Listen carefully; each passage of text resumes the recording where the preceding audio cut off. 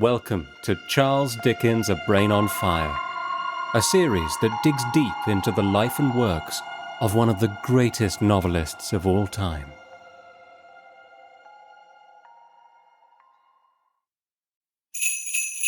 A Christmas episode from Master Humphrey's Clock, read by Dominic Gerrard.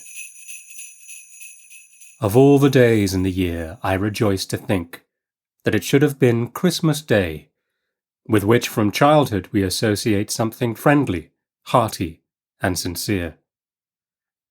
I had walked out to cheer myself with the happiness of others, and in the little tokens of festivity and rejoicing of which the streets and houses present so many upon that day, had lost some hours. Now I stopped to look at a merry party hurrying through the snow on foot to their place of meeting, and now turned back to see a whole coachful of children safely deposited at the welcome house. At one time, I admired how carefully the working man carried the baby in its gaudy hat and feathers, and how his wife, trudging patiently on behind, forgot even her care of her gay clothes in exchanging greetings with the child as it crowed and laughed over the father's shoulder. At another, I pleased myself with some passing scene of gallantry or courtship, and was glad to believe that for a season half the world of poverty was gay. As the day closed in, I still rambled through the streets, feeling a companionship in the bright fires that cast their warm reflections on the windows as I passed, and losing all sense of my own loneliness in imagining the sociality and kind fellowship that everywhere prevailed. At length, I happened to stop before a tavern, and encountering a bill of fare in the window, it all at once brought into my head to wonder what kind of people dined alone in taverns upon Christmas Day. Solitary men are accustomed, I suppose, unconsciously to look upon their solitude as their own peculiar property. I had sat alone in my room on many, many anniversaries of this great holiday, and had never regarded it but as one of universal assemblage and rejoicing. I had expected, and with an aching heart, a crowd of prisoners and beggars, but these were not the men for whom the tavern doors were open. Had they any customers, or was it a mere form? A form, no doubt. Trying to feel quite sure of this, I walked away, but before I had gone many paces, I stopped and looked back. There was a provoking air of business in the lamp above the door, which I could not overcome. I began to be afraid there might be many customers, young men perhaps struggling with the world, utter strangers in this great place, whose friends lived at a long distance off, and whose means were too slender to enable them to make the journey.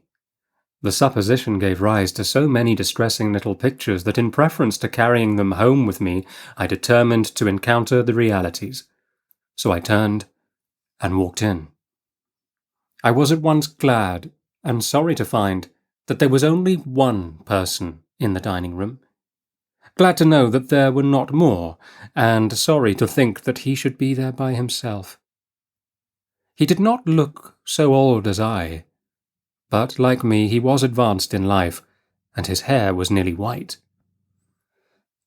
Though I made more noise in entering and seating myself than was quite necessary, with the view of attracting his attention and saluting him in the good old form of that time of year, he did not raise his head, but sat with it resting on his hand, musing over his half-finished meal. I called for something, which would give me an excuse for remaining in the room. I had dined early, as my housekeeper was engaged at night to partake of some friends' good cheer, and sat where I could observe without intruding on him. After a time he looked up. He was aware that somebody had entered, but could see very little of me as I sat in the shade, and he in the light. He was sad and thoughtful, and I forbore to trouble him by speaking.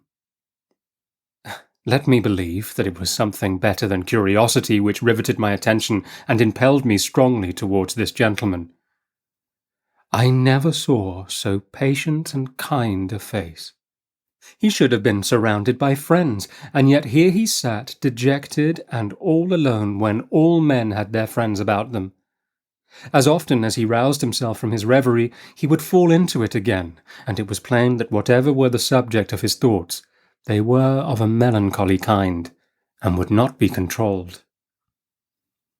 He was not used to solitude. I was sure of that, for I know by myself that if he had been, his manner would have been different, and he would have taken some slight interest in the arrival of another.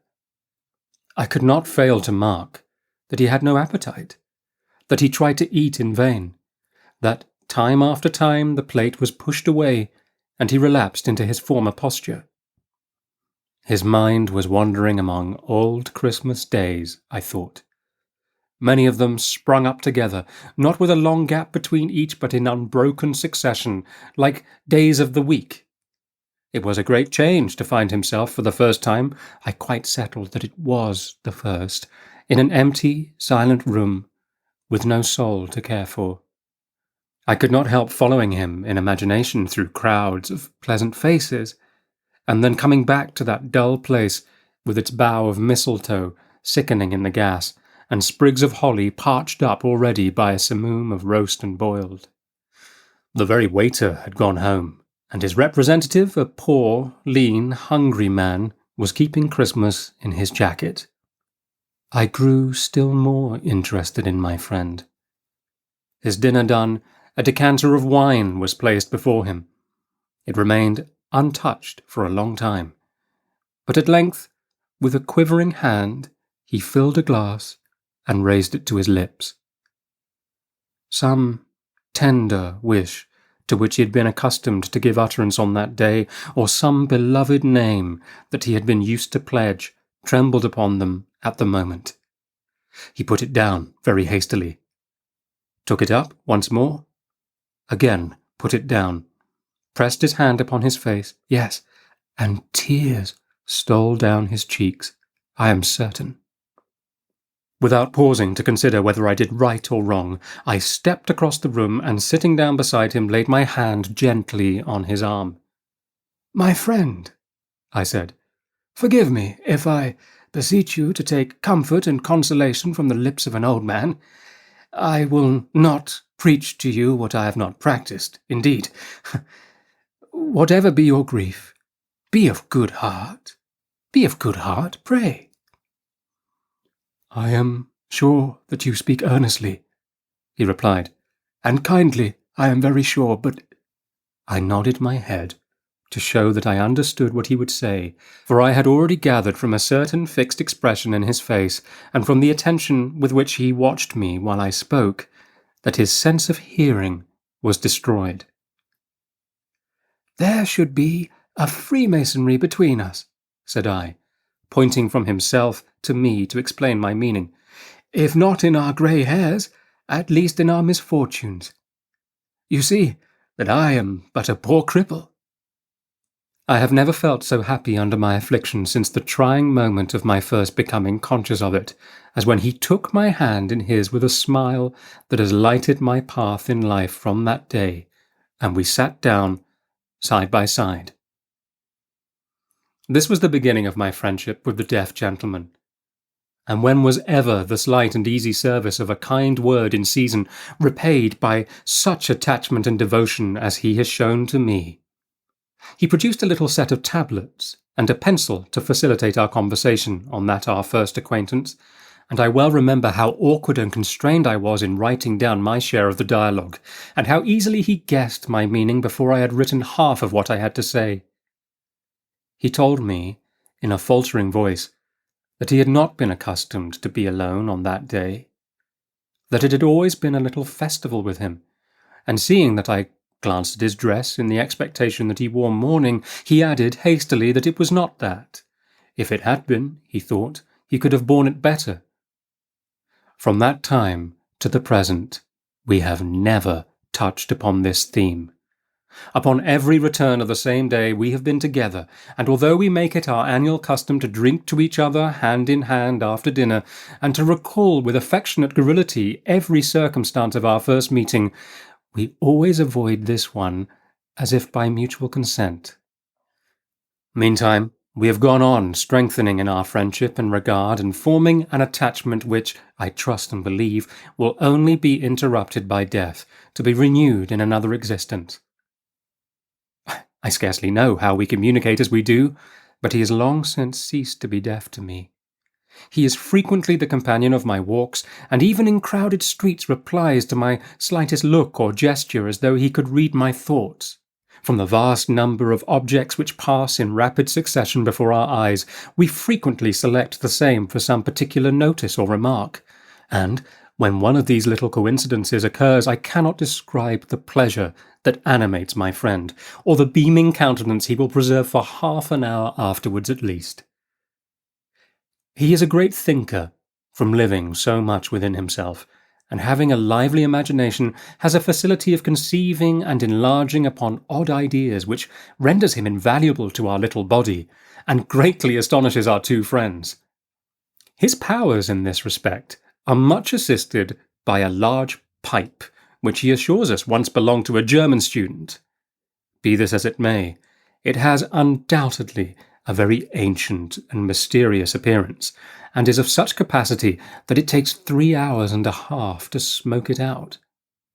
I have reason to believe that my barber, who is the chief authority of a knot of gossips who congregate every evening at a small tobacconist's hard by, has related anecdotes of this pipe, and the grim figures that are carved upon its bowl, at which all the smokers in the neighbourhood have stood aghast. And I know that my housekeeper, while she holds it in high veneration, has a superstitious feeling connected with it, which would render her exceedingly unwilling to be left alone in its company after dark. Whatever sorrow my deaf friend has known, and whatever grief may linger in some secret corner of his heart, he is now a cheerful, placid, happy creature. Misfortune can never have fallen upon such a man but for some good purpose, and when I see its traces in his gentle nature and his earnest feeling, I am the less disposed to murmur at such trials as I may have undergone myself. With regard to the pipe, I have a theory of my own. I cannot help thinking that it is in some manner connected with the event that brought us together, for I remember that it was a long time before he even talked about it, that when he did, he grew reserved and melancholy, and that it was a long time yet before he brought it forth. I have no curiosity, however, upon this subject, for I know that it promotes his tranquillity and comfort, and I need no other inducement to regard it with my utmost favour. Such is the deaf gentleman. I can call up his figure now, clad in sober grey, and seated in the chimney corner.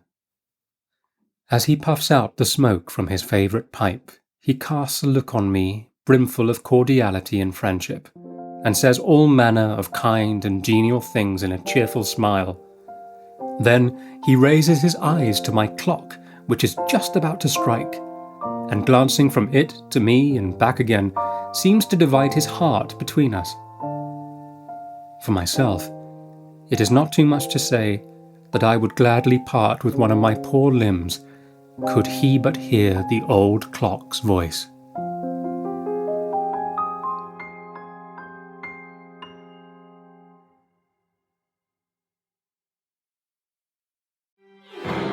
Thank you for listening to Charles Dickens' A Brain on Fire. If you're enjoying these episodes and would like to make a small donation towards the costs of producing them, please follow the link at the bottom of the description and you can make a donation there. Every coffee you buy makes a huge difference. Thank you ever so much, and see you next time.